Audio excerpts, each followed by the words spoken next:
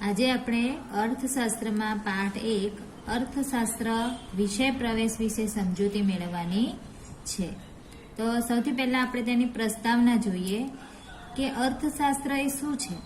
તો માનવ એક બુદ્ધિશાળી પ્રાણી છે, એ આપણને બધાને ખબર છે। તો તેની આસપાસની જે પરિસ્થિતિ છે એનું વિશ્લેષણ તે મનુષ્ય કરી શકે છે અને તેનું વર્ગીકરણ પણ કરી શકે છે। માનવ જીવન સુખરૂપ ચાલે તે માટે ઘણી બધી વ્યવસ્થાઓ ઊભી કરી છે, જેમ કે સમાજ વ્યવસ્થા છે, રાજ્ય વ્યવસ્થા છે, અર્થવ્યવસ્થા છે।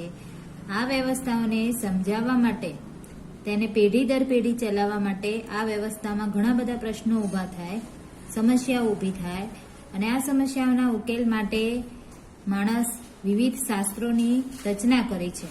એટલે કે આદિયુગની અંદર માણસે કેટલાક પ્રશ્નોના ઉકેલ માટે લડાઈ કે યુદ્ધ દ્વારા લાવતો હતો કે સમજણના વિકાસ સાથે પણ તે સમસ્યાનો ઉકેલ લાવતો હતો કે પછી બુદ્ધિપૂર્વકની ગણતરીઓ દ્વારા પણ તેનો ઉકેલ લાવતો હતો।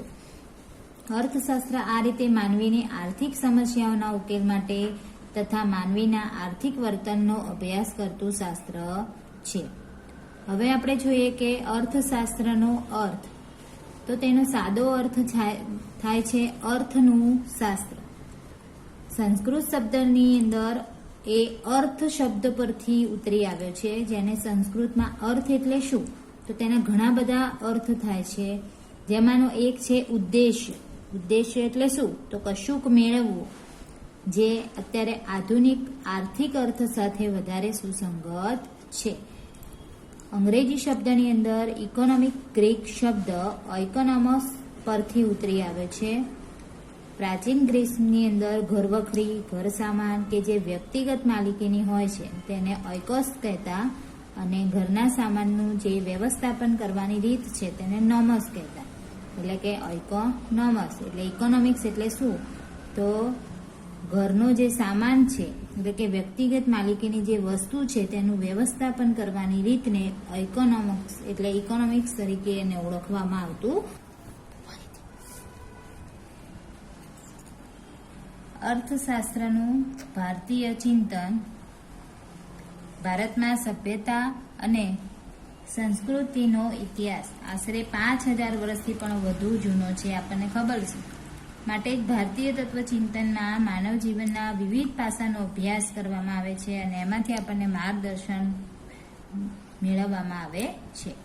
તો સૌથી પહેલા બધાને ખબર છે કે આપણા ગ્રંથોમાં પણ લખેલું છે કે 4 પુરુષાર્થ છે। કયા કયા 4 પુરુષાર્થ, તો ધર્મ, અર્થ, કામ અને મોક્ષ। આ ટૂંકા પ્રશ્નમાં અથવા તો ખાલી જગ્યામાં પણ પૂછાય છે કે 4 પુરુષાર્થ જણાવો, તો ધર્મ, અર્થ, કામ અને મોક્ષ, જે કોને કરવાના છે, માણસે કરવાના હોય છે। માનવ જીવનના આ 4 મુખ્ય ઉદ્દેશ છે, જેમાંથી અર્થ માટે કરવામાં આવતી પ્રવૃત્તિ સાથે અર્થશાસ્ત્રને લેવા દેવા છે। ધર્મ, અર્થ, કામ અને મોક્ષ, આ 4 પુરુષાર્થમાંથી જે અર્થ માટે જે પ્રવૃત્તિ આપણે કરીએ છીએ તેનો સમાવેશ અર્થશાસ્ત્રમાં કરવામાં આવ્યો છે। કશુંક મેળવવાની અપેક્ષા સાથે થતી પ્રવૃત્તિ અને અર્થપૂર્ણ પ્રવૃત્તિ કહેવામાં આવે છે। એટલે આપણે કંઈક મેળવવા માટે શું કરીએ છીએ, તો કંઈક મેળવવા માટે આપણે અર્થ કરીએ છીએ, કંઈક કામ કરીએ છીએ અને કામના બદલામાં આપણે વસ્તુ કે આવક મેળવીએ છીએ અને આવકમાંથી આપણે વિવિધ વસ્તુઓનું શું કરીએ છીએ, આપણી જરૂરિયાતો પૂર્ણ કરીએ છીએ। એટલે આ રીતે આર્થિક બાબતો, આર્થિક વ્યવહાર થાય છે, એટલે કે અર્થપૂર્ણ પ્રવૃત્તિ થાય છે। બીજું છે કે જીવન નિર્વાહ અને ભૌતિક સુખની પ્રાપ્તિ માટે અર્થોપાર્જન તે માણસનું કર્તવ્ય છે। માણસ જે આવક મેળવે છે તે શેના માટે કરે છે, તો જીવન નિર્વાહ માટે અથવા તો ભૌતિક સુખની પ્રાપ્તિ માટે તે આવક મેળવે છે। અને આશરે 2500 વર્ષ પહેલા અર્થશાસ્ત્ર નામના પોતાના પુસ્તકની અંદર કૌટિલ્ય, કે જેમનું બીજું નામ શું છે, ચાણક્ય, તેમને માનવીની આર્થિક પ્રવૃત્તિ માટેનું ચિંતન રજૂ કર્યું હતું। કૌટિલ્યને બીજા કયા નામથી પણ ઓળખવામાં આવે છે, તો કૌટિલ્યને બીજા ચાણક્યના નામથી પણ ઓળખવામાં આવે છે।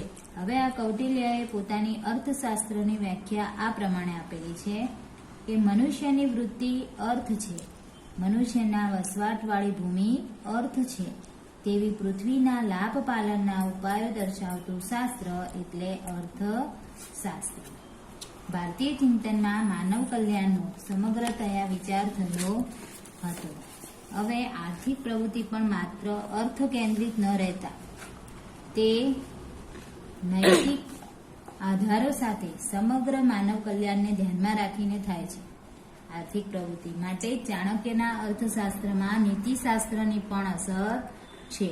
વળી ચાણક્યના મોટાભાગના આર્થિક વ્યવહારોમાં કે વિચારોમાં જાહેર અને સામૂહિક વર્તનવાળી આર્થિક પ્રવૃત્તિ જ કેન્દ્ર સ્થાને છે. રાજાશાહી રાજ્ય વ્યવસ્થા અને કૃષિ પ્રધાન અર્થવ્યવસ્થાને ધ્યાનમાં રાખીને આર્થિક બાબતોનું માર્ગદર્શન કૌટિલ્યે રજૂ કર્યું હતું. એટલે કે કૌટિલ્યે કઈ રીતનું આર્થિક બાબતોનું માર્ગદર્શન રજૂ કર્યું હતું? તો રાજાશાહી રાજ્ય વ્યવસ્થા અને કૃષિ પ્રધાન અર્થવ્યવસ્થાને ધ્યાનમાં રાખીને આર્થિક બાબતોનું માર્ગદર્શન કૌટિલ્યએ રજૂ કર્યું હતું. ત્યારબાદ છે પશ્ચિમમાં અર્થશાસ્ત્રનો ઉદ્ભવ અને વિકાસ. પશ્ચિમમાં અર્થશાસ્ત્રનો ઉદ્ભવ અને વિકાસ. તત્વચિંતક એરિસ્ટોટલે ઇકોનોમિક નામના પુસ્તકમાં લખેલું અને તેમને આર્થિક ચિંતન રજૂ કર્યું હતું. પરંતુ ત્યારબાદ ઔદ્યોગિક ક્રાંતિ થઈ અને ત્યારબાદ ઉદ્યોગ ક્ષેત્રે સૂક્ષ્મ શ્રમ વિભાજન થયું અને વિશિષ્ટીકરણ થયું. એટલે કે કોઈ એક કામ એક જ વ્યક્તિ દ્વારા થાય અને તેમાં જ કુશળતા તે મેળવે. તેમ જ્ઞાનના ક્ષેત્રોમાં અભ્યાસ અને સંશોધનોમાં પણ વિશિષ્ટીકરણ થયું. ભૌતિક વિજ્ઞાનોની જેમ સમાજ વિજ્ઞાનનો અને માનવ વર્તનનો અભ્યાસ કરતા શાસ્ત્રોમાં પણ વિશિષ્ટીકરણ થયું તથા અભ્યાસની પદ્ધતિ માત્ર તર્ક કે કલ્પના આધારિત ન રહેતા પ્રયોગ અને ચકાસણી આધારિત વૈજ્ઞાનિક પદ્ધતિથી અભ્યાસ શરૂ થયા. એટલે અત્યાર સુધી માનવીના જે આર્થિક વ્યવહારનો વર્તનનો રાજ્યશાસ્ત્ર અને નીતિશાસ્ત્ર કે તત્વચિંતનના ભાગરૂપે અભ્યાસ થયો હતો તેનું સ્વતંત્ર વિષય તરીકે અભ્યાસ શરૂ થયો. એટલે કે ઉદ્યોગ ક્ષેત્રે અને સૂક્ષ્મ શ્રમ વિભાજન થયું. એટલે કે કોઈ એક જ કામ છે એક જ વ્યક્તિ દ્વારા થાય તો તેમાં તે વધારે પડતી કુશળતા મેળવે. હવે એ કામ કઈ રીતે એ કરે તો વધુ સારી રીતે થઈ શકે, તેમાં શું કરે તો એ તેમાં સુધારો લાવી શકે, તેમાં સફળતા મેળવી શકે અને વધુ ઉત્પાદન પણ મેળવી શકે. એ જ્યારે એ માણસ એક જ કામ કરતો હોય તો એના વિચારોમાં વિશિષ્ટતા આવે અને તે દ્વારા એનામાં કુશળતા આવે અને કુશળતા આવતા ત્યારબાદ એ વસ્તુનું ઉત્પાદનમાં પણ વધારો થાય.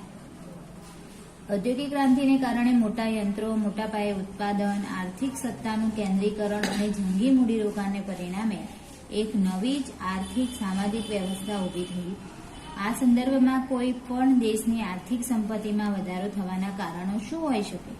તો આ પ્રશ્ન ઉપર ઘણા બધા ચિંતન બાદ 1776માં એડમ સ્મિથે અર્થશાસ્ત્રનું સ્વતંત્ર ચિંતન રજૂ કરતું પુસ્તક રજૂ કર્યું અને એ પુસ્તક વેલ્થ ઓફ નેશન્સ તરીકે પ્રખ્યાત થયું. આ પુસ્તકની અંદર તેમને અર્થશાસ્ત્રનો સ્વતંત્ર અને વૈજ્ઞાનિક ઢબે અભ્યાસ શરૂ કરવાનું બહુમાન એડમ સ્મિથને મળ્યું છે. આ ખાલી જગ્યામાં પણ પૂછાય છે કે ખાલી જગ્યા પુસ્તકની અંદર અર્થશાસ્ત્રનો સ્વતંત્ર અને વૈજ્ઞાનિક ઢબે અભ્યાસ શરૂ કરવાનું બહુમાન મળેલું છે તો વેલ્થ ઓફ નેશન્સ. હવે એડમ સ્મિથે પણ અર્થશાસ્ત્રની વ્યાખ્યા આપેલી છે, પોતાના વિચારો તેમને રજૂ કરેલા છે. ઉત્પાદક શ્રમ દ્વારા ઉત્પન્ન થયેલા ભૌતિક સંપત્તિના ઉત્પાદન, વપરાશ અને વિનિમયનો અભ્યાસ કરતું શાસ્ત્ર એટલે અર્થશાસ્ત્ર. ઉત્પાદક કોણ? જે વસ્તુનું ઉત્પાદન કરે છે તે ઉત્પાદક પોતે. એ શ્રમ દ્વારા, કામ દ્વારા એમ કે જે ઉત્પન્ન કરે છે એ ઉત્પન્ન થયેલી તેમાંથી જે ભૌતિક સંપત્તિ જે આવક પ્રાપ્ત કરે છે એ આવકનો ઉત્પાદન, વપરાશ અને વિનિમયનો જે અભ્યાસ કરતું શાસ્ત્ર છે એટલે એને અર્થશાસ્ત્ર તરીકે ઓળખવામાં આવે છે. એડમ સ્મિથે અર્થશાસ્ત્રને સામાજિક વિજ્ઞાનનો દરજ્જો આપ્યો કારણ કે તે એક બાજુ માનવીના આર્થિક વર્તનનો અભ્યાસ કરે છે તો બીજી બાજુ એ અભ્યાસ પદ્ધતિ કેવી છે? વૈજ્ઞાનિક છે. એડમ સ્મિથે માનવીના આર્થિક વર્તનનો સ્વતંત્ર રીતે અભ્યાસ કરવાનું શરૂ કર્યું અને તેમણે નીતિશાસ્ત્રને આર્થિક અભ્યાસથી દૂર રાખ્યું છે. તેમણે પોતાના પુસ્તક વેલ્થ ઓફ નેશન્સમાં આમ તો માનવ કલ્યાણની જ વાત કરી છે. પ્રશ્નમાં પણ પૂછાય છે એક બે વાક્યમાં કે એડમ સ્મિથે પોતાના પુસ્તક ખાલી જગ્યામાં માનવ કલ્યાણની વાત કરી છે, તો વેલ્થ ઓફ નેશન્સ નામના પુસ્તકમાં માનવ કલ્યાણની વાત કરેલી છે. ત્યારબાદ માર્શલે આપેલી અર્થશાસ્ત્રની વ્યાખ્યા.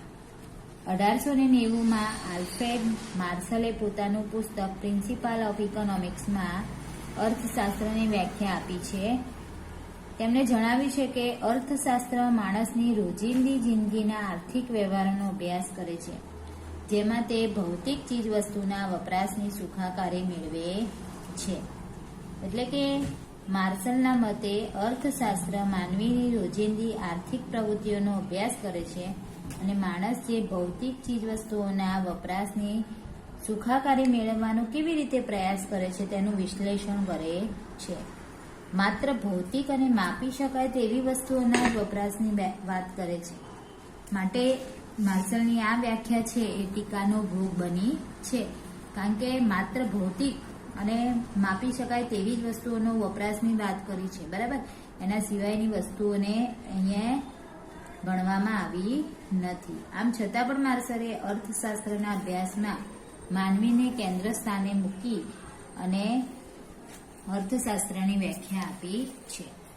ત્યારબાદ છે રોબિન્સે આપેલી અર્થશાસ્ત્રની વ્યાખ્યા. કોઈ પણ શાસ્ત્ર અંતે તો માનવ જીવનના કોઈ મૂળભૂત પ્રશ્ન કે સમસ્યાઓનો ઉકેલ શોધવાનો પ્રયત્ન કરતું જ હોય. આપણને ખબર છે માનવ જીવનમાં આર્થિક બાજુએ અગત્યનો પ્રશ્ન એ છે કે વૈકલ્પિક ઉપયોગવાળા મર્યાદિત સાધનોનો અમર્યાદિત જરૂરિયાતો સાથે મેળ કેવી રીતે બેસાડવો. માનવીની જરૂરિયાતો ઘણી બધી છે, અમર્યાદિત જરૂરિયાતો છે, પણ સાધનો કેવા છે? મર્યાદિત છે. તો એ મર્યાદિત સાધનો દ્વારા અમર્યાદિત જરૂરિયાતોને સંતોષવી એના માટે વિકલ્પ પસંદ કરે છે, બરાબર, અને એ રીતે પોતાની જરૂરિયાતોને સંતોષે છે. તો 1931માં લાયનલ રોબિન્સે અર્થશાસ્ત્રની વ્યાખ્યા આપે છે. અર્થશાસ્ત્ર એ માણસ પોતાની જરૂરિયાતો અને વૈકલ્પિક ઉપયોગ ધરાવતા સાધનો વચ્ચે કેવી રીતે મેળ બેસાડે છે તેની વર્તણૂકનો અભ્યાસ કરતું વિજ્ઞાન છે. માનવીની જરૂરિયાતો અમર્યાદિત છે, વળી તે વારંવાર ઉદ્ભવે છે. આનાથી વિરુદ્ધ આ જરૂરિયાતો સંતોષવાના સાધનો મર્યાદિત છે અને વૈકલ્પિક ઉપયોગ ધરાવે છે. તેથી અર્થશાસ્ત્રનું કામ એ અછતવાળા સાધનોને કેવી રીતે ઉપયોગ થાય કે જેનાથી માણસની વધુમાં વધુ જરૂરિયાતો સંતોષાય. રોબિન્સે અર્થશાસ્ત્રને વાસ્તવલક્ષી વિજ્ઞાન તરીકે રજૂ કર્યું છે. તેમાં તેમણે માનવીના આર્થિક વર્તનનો અભ્યાસ કરતું શાસ્ત્ર છે. ત્યારબાદ આપણે જોઈએ કે સેમ્યુઅલ્સને જે વ્યાખ્યા આપી છે અર્થશાસ્ત્રની વ્યાખ્યા. સમાજ કેવી રીતે પોતાના અછતવાળા સાધનો દ્વારા અગત્યની જરૂરિયાતોનું ઉત્પાદન કરે છે અને જુદા જુદા લોકો વચ્ચે વહેંચે છે તેનો અર્થશાસ્ત્ર અભ્યાસ કરે છે. એટલે સેમ્યુઅલ્સન સમાજની પસંદગીઓ અને વહેંચણીના મુદ્દાને અર્થશાસ્ત્રના અભ્યાસ ક્ષેત્રમાં મહત્વનું સ્થાન આપે છે. આ જેટલી વ્યાખ્યાઓ છે એ વ્યાખ્યાઓ પરથી આપણે મહત્વના 3 મુદ્દાઓ તારવી શકીએ. પહેલું તો એ કે અર્થશાસ્ત્ર એ માનવીના આર્થિક વર્તનનો અભ્યાસ કરતું શાસ્ત્ર છે. બીજું કે તે વાસ્તવદર્શી છે. અને ત્રીજું તેની અભ્યાસ પદ્ધતિ વૈજ્ઞાનિક છે, માટે તે સામાજિક વિજ્ઞાન છે.